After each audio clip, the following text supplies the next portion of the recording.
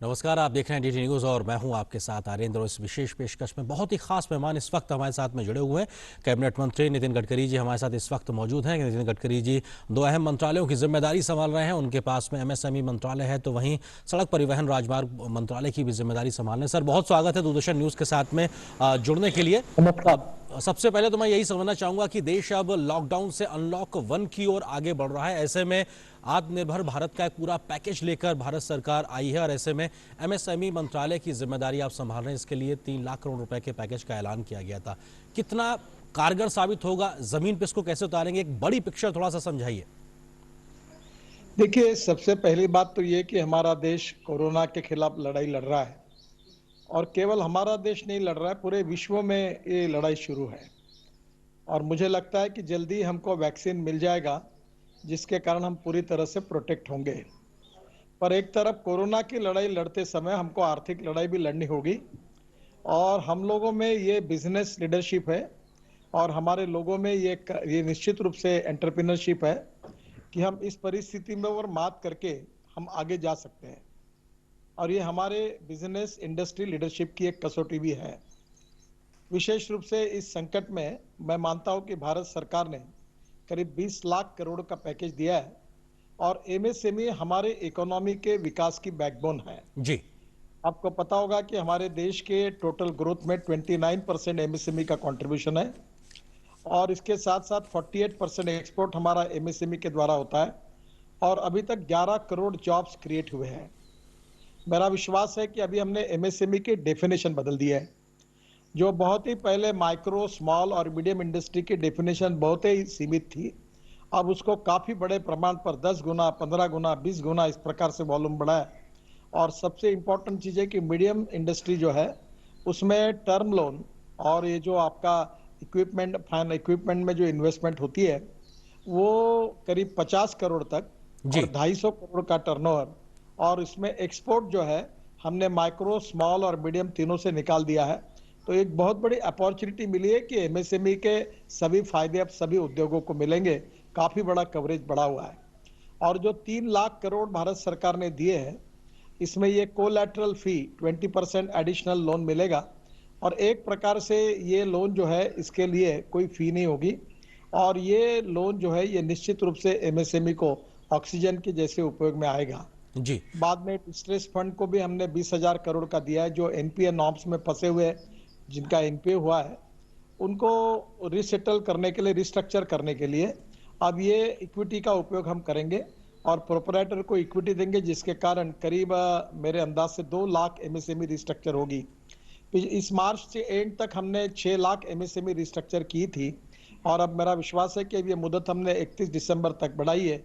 इसमें 25 लाख एमएसएमई का रिस्ट्रक्चर होगा जी, और इसके साथ और एक फंड हमने लिया है जो 20,000 करोड़ का है और ये फंड को हम 50,000 करोड़ तक ले जाएंगे, फंड ऑफ फंड, जिसमें जो एमएसएमई जिसका ट्रैक रिकॉर्ड अच्छा है, क्रेडिट रेटिंग अच्छा है, जिनका एक्सपोर्ट है, जिनका बैंक में टर्नओवर अच्छा है, जीएसटी का रिकॉर्ड अच्छा है, इनकम टैक्स का रिकॉर्ड अच्छा है, इनका हम रेटिंग करेंगे और ऐसे एमएसएमई में हम इक्विटी के रूप में 15% हमारे तरफ से देंगे और बाद में वो कैपिटल मार्केट में जाएंगे। तो ये जो एमएसएमई स्टॉक एक्सचेंज की संकल्पना, इसके आधार पर पब्लिक से पैसा मिलेगा और जी, हमारे शेयर जब वो अच्छा काम करेगी तो हमारा 10 रुपए का शेयर 30-40 का जो हम बेच देंगे, फिर 3 साल के बाद वो पैसे दूसरे एमएसएमई को देंगे।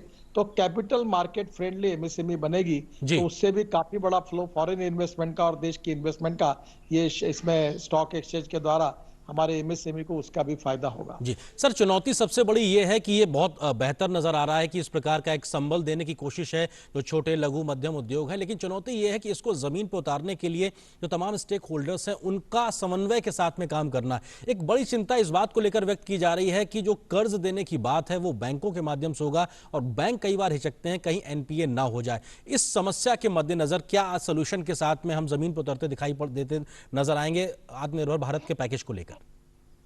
देखो, पहली बात तो ऐसी है कि इसके इम्प्लीमेंटेशन के लिए प्रधानमंत्री जी ने हमारे संरक्षण मंत्री राजनाथ सिंह जी के नेतृत्व में एक कमेटी अपॉइंट की है जो ग्राउंड लेवल पर इसके बारे में जो अड़चनें होगी इसके बारे में रिव्यू करेगी। दूसरी इम्पोर्टेंट बात है कि आपको पता होगा कि 9 मई को हमने प्रधानमंत्री जी के द्वारा अभी हमने एक हमारा पोर्टल लॉन्च किया है जिसका नाम है चैंपियन, और हमने अभी तक उसमें करीब 40,000 कंप्लेंट्स को, ग्रीवेंसेस को हमने रिजॉल्व भी किया है। तो ये ऐसा है कि अगर आपके पास इम्प्लीमेंटेशन में कोई भी बैंक के द्वारा, हमारे डिपार्टमेंट के द्वारा किसी भी प्रकार की समस्या है, अड़चन है और पॉलिसी के मुताबिक आपका काम नहीं होता होगा, तो आप तुरंत हमारे पास ईमेल करिए। हम लोग निश्चित रूप से उसमें हम लोग सॉल्यूशन निकालेंगे और आपकी प्रॉब्लम, समस्या को सुलझा देंगे। तो ये बहुत इफेक्टिवली काम कर रहा है जी। और मैं विश्वास करना चाहता हूँ और सभी उद्योजकों को अपील करता हूँ कि जहाँ भी आपको अड़चन आती है, आप इस पोर्टल पर आइए, हम आपकी पूरी मदद करेंगे।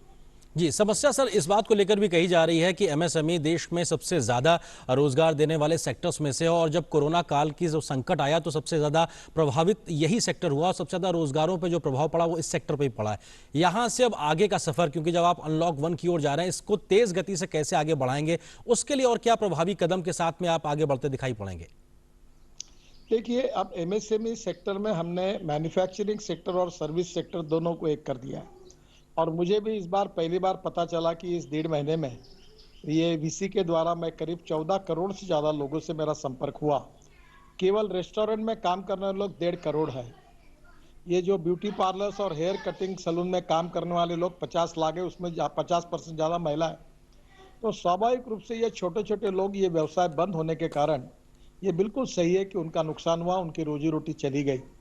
पर अब एक तरफ हमने इन सब बातों को, मॉल से लेकर सब बातों की शुरुआत कर दी है। देखिए, मैं आपको एक बात निश्चित रूप से कहता हूँ कि ये संकट बहुत गहरा है और पहली बार इस प्रकार का वायरस आया है और इसका कोई वैक्सीन उपलब्ध नहीं है। इसका जल्दी ही संक्रमण हो जाता है तो बहुत नुकसान होता है। So this is the time that we need to understand art of living with corona virus. Corona virus के साथ जीने की जीवन पद्धति को हमको विकसित करना होगा जी। और निश्चित रूप से इसके लिए मास्क लगाना है, फिर उसके साथ सैनिटाइजर का उपयोग करना है, फिर उसके लिए विशेष रूप से आवश्यक यही है कि हम लोग 1 मीटर सीधा सोशल डिस्टेंस मेंटेन करें। अगर हमारी ट्रांसपोर्ट सर्विस शुरू होती तो 40 लोगों के बजाय 1-1 मीटर का डिस्टेंस रख के 25 या उतने ही लोग जाएं। तो एक गाड़ी में केवल 4 ही लोग बैठे, ड्राइवर और 3, एक सामने और 2 पीछे में।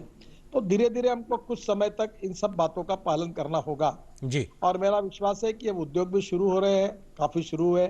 हमारे नेशनल हाईवे का ट्रैफिक 70% तक आ गया, 80% तक चला जाएगा अभी और एक्सपोर्ट इंपोर्ट चालू हुआ, हमारे पोर्ट अच्छी तरह से शुरू हुए। एक तरफ हमारा लाइफ नॉर्मलाइज भी हो रहा है और दूसरी तरफ संक्रमण का धोखा भी है। तो स्वाभाविक रूप से हमें चिंता करनी पड़ेगी कि हम इसके शिकार ना बने जी। और इसलिए प्रिवेंटिव मेजर्स जो है वो हमको सबको करनी पड़ेगी। जो भारत सरकार और राज्य सरकार की जो गाइडलाइंस है उसका पालन करना होगा। जी।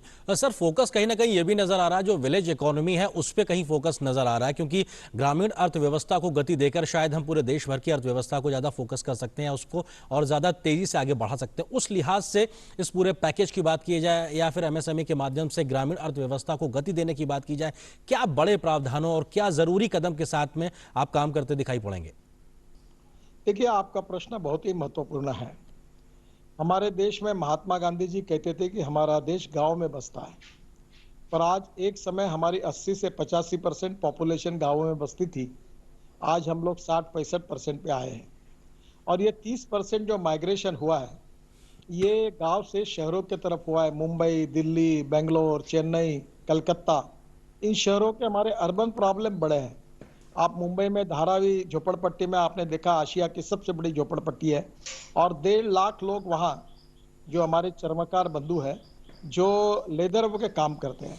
अब स्वाभाविक रूप से वहाँ की रहने की भी स्थिति नहीं है, काम करने के लिए जगह भी नहीं है और इसलिए आज हमको आवश्यक है कि हमारे गरीब लोगों को, गांव गरीब मजदूर किसान के कल्याण करने के लिए एग्रीकल्चर, रूरल, ट्राइबल और विशेष रूप से प्रधानमंत्री जी जो 115 डिस्ट्रिक्ट जो हमारे आइडेंटिफाई किए हैं, जो जी। बहुत ही सोशली इकोनॉमिकली बैकवर्ड है, एस्पिरेंट डिस्ट्रिक्ट जिसको कहा गया है, जी। ऐसे डिस्ट्रिक्ट में इंडस्ट्री खुले। इसलिए एग्रो प्रोसेसिंग को हम प्रोत्साहन दे रहे हैं।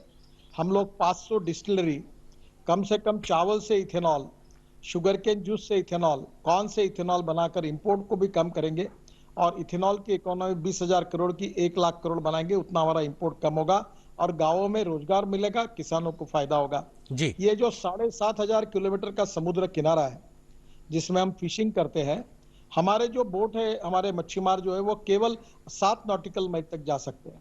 मैं जब शिपिंग मिनिस्ट्री में था तो हमने एक 1.25 करोड़ का ट्रॉलर तैयार किया है।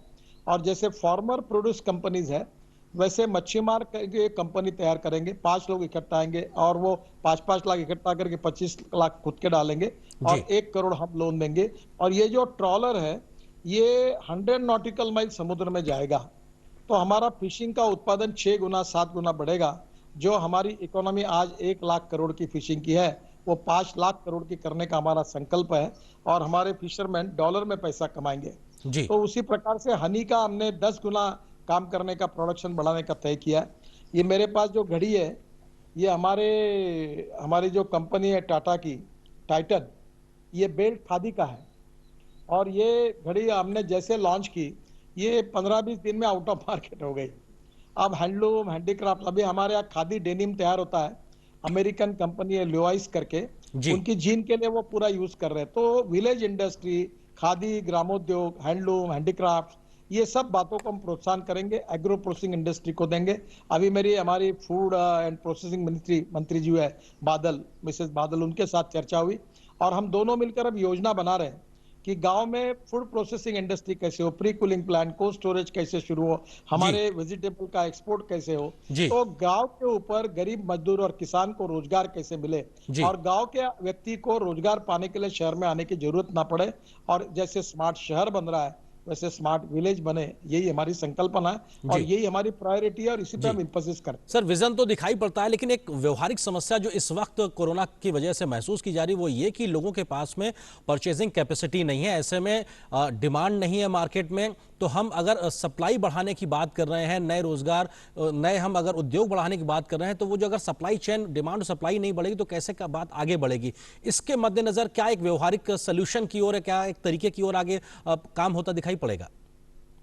बिल्कुल, आपने ये सबसे इंपॉर्टेंट क्वेश्चन पूछा है। हमारी मार्केट में डिमांड एंड सप्लाई में लिक्विडिटी बढ़ानी पड़ेगी।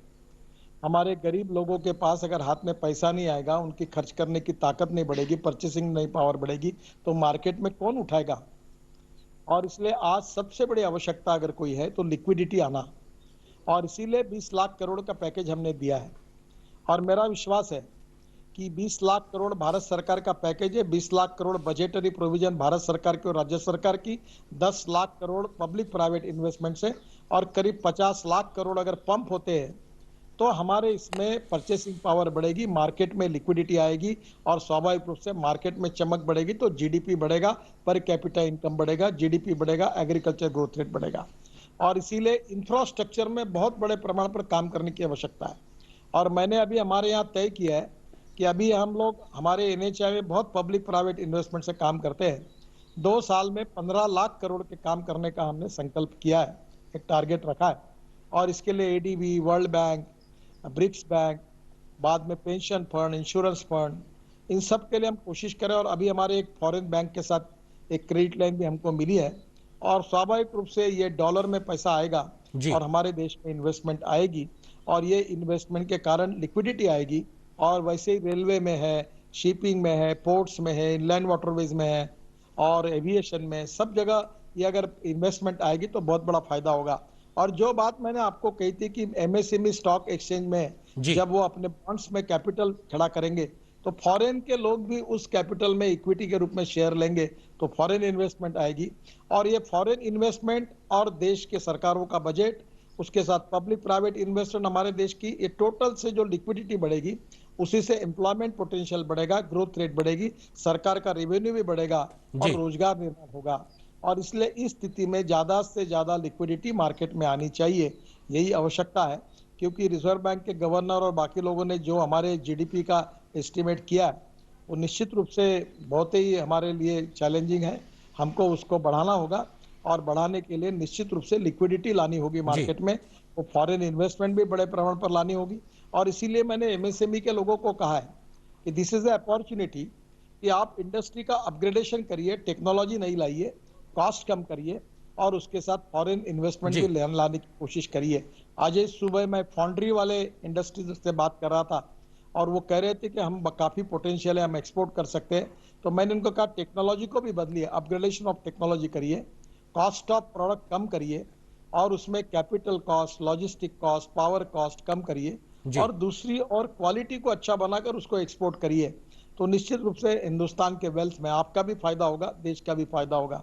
अब मैंने और एक तय किया है कि आने वाले एक आध महीने में हमने डाटा इकट्ठा करना शुरू किया है कि पिछले 3 साल में हमारा इंपोर्ट कितना था और एक्सपोर्ट कितना था, और जो इंपोर्ट था वो इंपोर्ट के लिए हम सब्स्टिट्यूट कैसे निकालें, और एमएसएमई में हम कोशिश करेंगे कि किस प्रकार से ये इंपोर्ट को कम करें। मैं एक छोटा सा उदाहरण देता हूँ।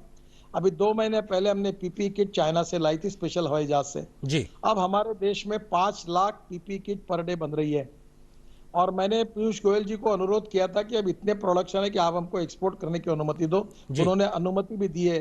तो अब हमारे देश में पूरे वर्ल्ड में पीपी किट जाएगी। जो सैनिटाइजर 1200 रुपए लीटर था वो 160 रुपए लीटर है, वो सैनिटाइजर हम एक्सपोर्ट करेंगे। तो निश्चित रूप से जिसको करना है जी। उसको अवसर मिलता ही है। जी मैं सर, बहुत बार आप अवसर का जिक्र कर रहे हैं क्योंकि प्रॉब्लम अब टू जी opportunities sir, and there are प्रधानमंत्री इस सम बात का बहुत ज्यादा जोर देते हैं कि ये जो प्रॉब्लम। जी। तो मैं मानता हूं कि दिस इज द टाइम कि हम सिचुएशन का फायदा ले सकते हैं और हमारे एक्सपोर्ट को बढ़ाएंगे तो देश की इकोनॉमी मजबूत होगी, और एक्सपोर्ट को बढ़ाना ही सबसे बड़ी देशभक्ति है। जी। और जो जागतिक स्तर पर जो माहौल अभी है वो हमारे लिए अनुकूल है। लोग हमसे व्यवहार करना चाहते हैं, लोग हमारे यहाँ इन्वेस्टमेंट करना चाहते हैं, और लोग हमसे एक्सपोर्ट भी करना चाहते हैं, माल को लेना चाहते हैं।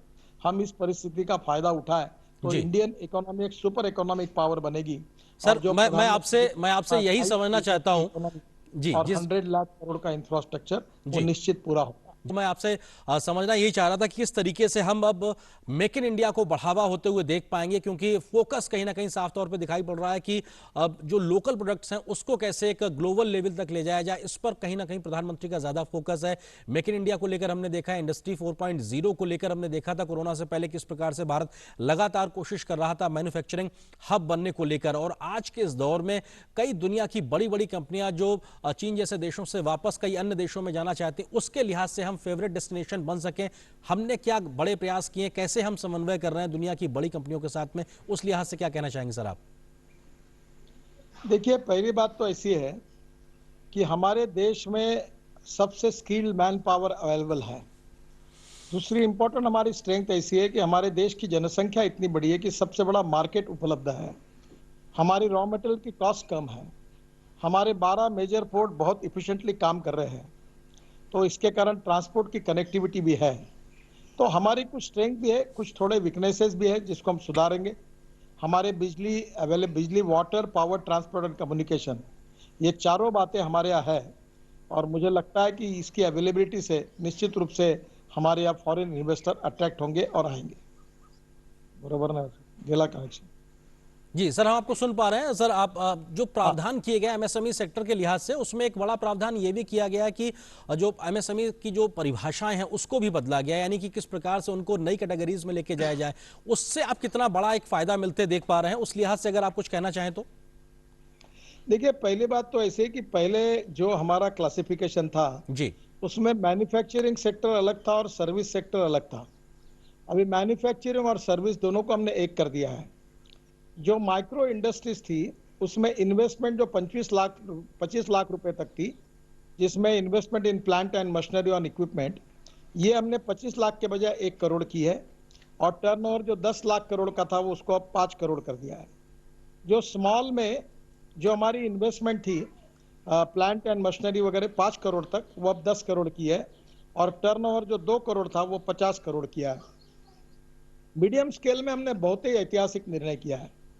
जो इन्वेस्टमेंट थी 10 करोड़ उसको अब हम 50 करोड़ किया है, और जो टर्नओवर 5 करोड़ था उसको हमने 250 करोड़ रुपए किया है। जी। और इसके साथ जो एक्सपोर्ट होगा वो तीनों क्राइटेरिया से निकाल दिया है। तो आप समझ लीजिए कि इसका कितना बड़ा फायदा सब कंसेशन फैसिलिटीज अब एमएसएमई को मिलेगी, और एक 14 साल से पेंडिंग था, और ये काम हमने किया। इस डेफिनेशन बदलने के कारण भी बहुत बड़ा फायदा होगा। 1 जुलाई से ये लागू हो जाएगा, और इसका बहुत बड़ा रिलीफ इंडियन इंडस्ट्री को मिलेगा, ऐसा मेरा विश्वास है। जी सर, इस प्रकार का जब आर्थिक गतिविधियों को दोबारा से तेजी से पटरी पर लाने का प्रयास किया गया, तो कुछ राज्य सरकारों ने श्रम सुधारों को लेकर कई कदम उठाए हैं, इसको लेकर एक बड़ी राजनीति शुरू हुई। आप क्या कहना चाहेंगे इस विषय पे? देखिए, पहली बात तो ऐसी है कि एग्जिस्टिंग जो इंडस्ट्री अभी है देश में, उनके लिए कोई श्रमिक कानून बदलने की बात नहीं है। दूसरी और सबसे इम्पोर्टेंट चीज़ ये है कि इस देश में अगर इन्वेस्टमेंट आएगी, फॉरेन इन्वेस्टमेंट आएगी, नई टेक्नोलॉजी आएगी, तो नए रोजगार निर्माण होंगे। इस देश में गाँव, गरीब, मजदूर, किसान की गरीबी दूर करनी है, तो रोजगार निर्माण करना पड़ेगा और रोजगार निर्माण करना होगा तो इन्वेस्टमेंट लानी होगी। और जो फॉरेन इन्वेस्टर है, उनको अगर देश में लाना होगा तो वो अपने कंडीशन पर आएंगे। और इसलिए आज हमको किसी भी स्थिति में हमारे युवाओं को रोजगार निर्माण करना है और इसलिए जो लेबर लॉज है उसमें कुछ रिफॉर्म करके हम जाते हैं तो उन लोगों को फायदा होगा। अगर हम नहीं करते और लोग ही हमारे देश में नहीं आते तो हमारे देश के बेरोजगारों को रोजगार कैसे मिलेगा, हमारे यहाँ इंडस्ट्री कैसे डेवलप होगी।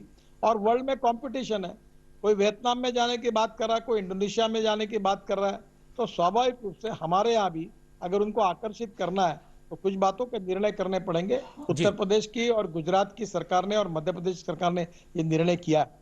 और एक समय में बहुत साफ आपको बता देना चाहता हूं जी। कि कोई भी लेबर लॉज ऐसे नहीं है कि जो लेबर के अगेंस्ट है। अगर हमने इस बारे में कोई लेबर लॉ में सुधार किया है, लेबर पर अन्याय करने वाली बात हम बिल्कुल नहीं होने देंगे। जी। और इसलिए मैं आपको ये मानता हूं कि इससे नए रोजगार निर्माण होंगे। उल्टे जो लेबर है उनको आज रोजगार नहीं, उनके गांव में उनको रोजगार मिलेगा, उनका फायदा होगा। यही भाव इसके पीछे है।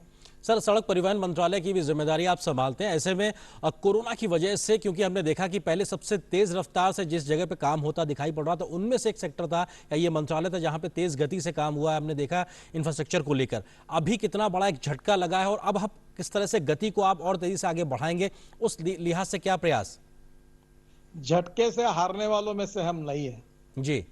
कोई झटका नहीं लगेगा। जो स्पीड हमने मार्च एंड में 30 किलोमीटर तक हाईवे बनाए हैं और अभी चोरों में हमारा काम शुरू कर दिया है और शायद संकट होने के बाद में भी अगले साल मार्च में अगर जाएंगे तो इस साल का 30 किलोमीटर का टारगेट 2-4 किलोमीटर ज्यादा करके हम पूरा करेंगे।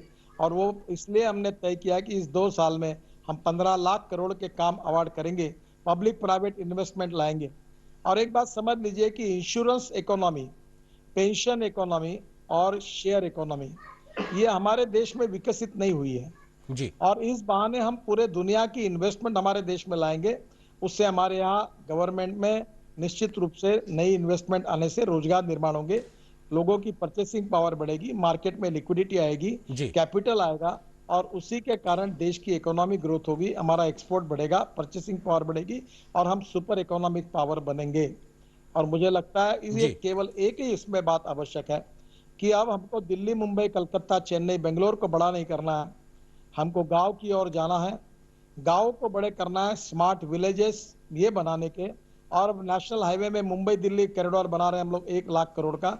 उसके बाजू में हम जमीन एक्वायर्ड करने की बात कर रहे हैं और वहाँ इंडस्ट्रियल क्लस्टर्स आएंगे, लेदर क्लस्टर आएगा, जी। केमिकल क्लस्टर आएगा, प्लास्टिक क्लस्टर आएगा, फूड क्लस्टर आएंगे। और हम सब डिपार्टमेंट बैठकर अभी जैसे मैंने कहा कि 500 तो हम डिस्टिलरी डालेंगे ताकि हमारे यहाँ राइस से 3-4 साल तक हमको सरप्लस राइस हमारे पास है। हमारे पास शुगर सरप्लस है, हम 10 से 12 हजार करोड़ शुगर एक्सपोर्ट करने के लिए खर्चा करते हैं। उसके बजाय शुगर के बजाय शुगर के जूस से सायरप जी। बनाकर वो हम साल भर चलाएंगे और इथेनॉल बनाएंगे। और इथेनॉल जितना बनेगा उतना हमारा पेट्रोल डीजल का इंपोर्ट कम होगा, पोल्यूशन कम होगा, import substitute cost effective, pollution free और इंडिजिनियस। तो जी। हमारी सोच बहुत साफ है। प्रधानमंत्री जी ने जो आत्मनिर्भर भारत की बात की है उसमें हमको वर्ल्ड की बेस्ट टेक्नोलॉजी लानी है, हमारी ग्रोथ रेट बढ़ाना है और उसके साथ साथ हमारे एक्सपोर्ट को बढ़ाना है, इंपोर्ट को कम करना है, रोजगार का निर्माण करना है और पर कैपिटा इनकम जीडीपी बढ़ाना है। और जी। ये करते समय गांव, गरीब, मजदूर, किसान को प्रायोरिटी देनी है। जो अंत्योदय का हमारा सामाजिक आर्थिक चिंतन पंडित दीनदयाल उपाध्याय जी का और महात्मा गांधी जी का है कि जो समाज का आखिरी व्यक्ति है, जो शोषित जी। है, पीड़ित है, दलित है, सोशली, इकोनॉमिकली, एजुकेशनली बैकवर्ड है, उस आखिरी पायदान पर खड़े हुए व्यक्ति को केंद्र बिंदु मानकर हमारी नीतियां बनेगी और उसका जीवन हम सुसह्य बनाएंगे, उसको जी। रोटी, कपड़ा, मकान दिलाएंगे। यही मकसद हमारे टोटल आत्मनिर्भर भारत की कल्पना में है। सर, एक आखिरी सवाल जो कि राजनीति से जुड़ा हुआ, क्योंकि आपके इस पूरे पैकेज के बाद में तमाम विपक्षी दलों ने इस बात का साफ तौर से कहा कि ये महज लोन देने का एक पैकेज है और जिसकी पैकेजिंग करके कहीं ना कहीं सामने रखा गया, ये तुरंत राहत देने वाला पैकेज नहीं है। इसके लिए आप क्या कहना चाहेंगे, ये जो राजनीतिक प्रहार इस पूरे पैकेज को लेकर किया गया विपक्षियों द्वारा? देखिए, विपक्ष तो सरकारी घोषणा और पैकेज जाहिर होने के पहले अपनी प्रतिक्रिया लिख लेते हैं, क्योंकि ऐसा है वो विरोध करते हैं। पर मुझे बताइए, पैसा अगर जाएगा तो नेचुरली उसका फायदा होगा ना। इंडस्ट्री को अगर 20% वर्किंग कैपिटल मिलेगा विदाउट गारंटी, तो क्या ये पैसा जनता का पैसा नहीं है? ये सरकार का पैसा नहीं है? ये पैसा कोई आसमान से टपका हुआ है क्या? पैसा पैसा होता है। आखिर उद्योजकों के पास, लोगों के पास पैसे जाने से ही पैसा चुपचाप नहीं बैठता। जी। अगर ये पैसा अगर बैंक से निकालकर किसी इंडस्ट्री के पास गया, तो इंडस्ट्री वाला इस पैसे से रॉ मटेरियल खरीदी करेगा, तो रॉ मटेरियल वाले दुकान में पैसा जाएगा। जिसके पास पैसा जाएगा वो कार खरीदी करेगा, तो कार के पास कार को सेल बढ़ेगा। कार वाला ऑटो स्पेयर पार्ट्स खरीदी करेगा तो उसके पास पैसा जाएगा। पैसा ये मल्टीप्लाई होता है और इसी से इकोनॉमी में आता। तो पैसा देना यानी क्या नितिन गडकरी के जेब से पैसा बांटना, ऐसा अर्थ है क्या? सरकार बैंक का पैसा, रिजर्व बैंक का पैसा, जनता का पैसा आखिर सरकार का पैसा है और सरकार ने उसकी गारंटी ली है और इसलिए यह हास्यास्पद आरोप है। जी। देखिए, कुछ समय ऐसा होता है कि मैं ये मानता हूं कि आज की स्थिति बहुत गंभीर है। जी। जात, पंथ, धर्म, भाषा, सेक्स, पार्टी, राजनीति से ऊपर उठकर देश हित में विचार करना चाहिए। बाद में लोकतंत्र है, ये सब संकट खत्म होने के बाद जी। इसमें जितना दम है वैसा वो काम करे, पर ये समय राजनीति करने का नहीं है। जी। इस समय सबने कंधे से कंधा मिलाकर और हमने आगे जाना चाहिए, देश को बचाना चाहिए। यही विचार महत्वपूर्ण है। बिल्कुल महत्वपूर्ण है और जो प्रयास आप लोग कर रहे हैं उससे उम्मीद करते हैं कि देश बहुत जल्दी अर्थव्यवस्था के मोर्चे पर पटरी पर वापस आएगा और चीजें सामान्य होती, बेहतर होती दिखाई पड़ेंगी। बहुत शुक्रिया नितिन गडकरी जी, अपना कीमती वक्त डीडी न्यूज के साथ साझा करने के लिए। बहुत शुक्रिया हमारे साथ वक्त देने के लिए। तो आप सुन रहे थे केंद्रीय मंत्री नितिन गडकरी जी को, जिन्होंने कई मसलों पर बातचीत की। एमएसएमई सेक्टर में किस प्रकार से तब्दीली लाकर जमीन पर रोजगार बढ़ाने की कोशिश की जा रही है, अर्थव्यवस्था को पटरी पर लाने का प्रयास किया जा रहा है। तो वहीं राजमार्ग और परिवहन मंत्रालय के माध्यम में भी किस प्रकार से जो एक अवरोध आ गया था कोरोना की वजह से, उससे रुकावट ना हो बल्कि तेज गति से काम करते हैं, उसका भी संकल्प उन्होंने दोहराया। तो इस विशेष पेशकश में बस इतना ही, लेकिन डीडी न्यूज पर खबरों का सफर लगातार जारी है। नमस्कार।